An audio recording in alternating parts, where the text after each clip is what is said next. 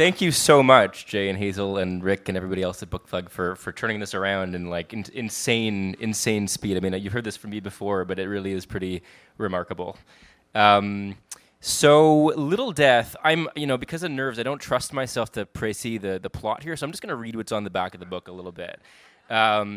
Alex may or may not be dying. Confronted with his mortality, he searches for sex and connection in hotel bars with his wife Brit's conflicted blessing. And I'm told that the play is a gripping study of sexuality under extreme pressure, that it's tender and fierce by turns. It contains some precise and musical language that straddles the boundary between poetic verse and dramatic prose, and it asks some fundamental questions about marriage, fidelity, and the intimate needs of men and women.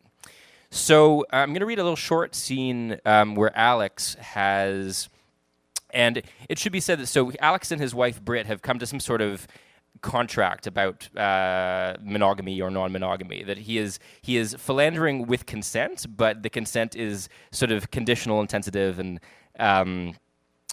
is sort of breaking down.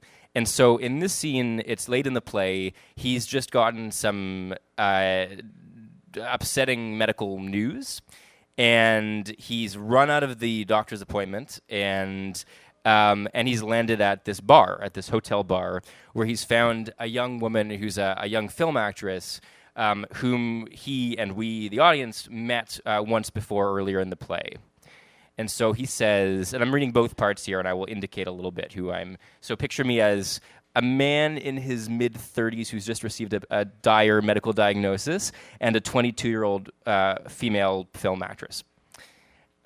He says, say there's a man, she says, he's having a hard time, okay? Some problems, health problems, marital problems. He walks into a bar, elegant hotel bar, late at night, yeah. Here's my question. Do you think they can tell? The others around him, in the heat of their own craving, their own suffering? Do you think they can tell? She says, tell.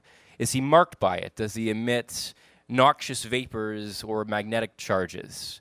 I think they can't tell. I think he can be anybody he wants with them. He's an actor, just like you. She says, really? How's the film shoot going? She says, when I was in high school, there were 4 boys. I take each of them to this stream like 20 acres into the land my parents owned. Rylan, Michael, Samuel, James. They were such boys, and I loved that. Get them in the shadow of the maple trees there, and you'd think I'd brought them into the confessional. They were so sober and so quiet. I loved that. Their mothers couldn't have loved them more than I did then. Beautiful, skinny, strange. That kind of nakedness. Nothing since has ever...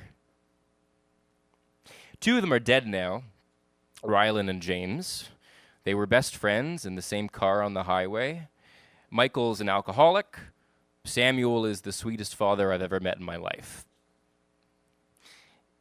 If they took off their clothes and stood in front of me now, I know I wouldn't see what I've spent all the years since then imagining.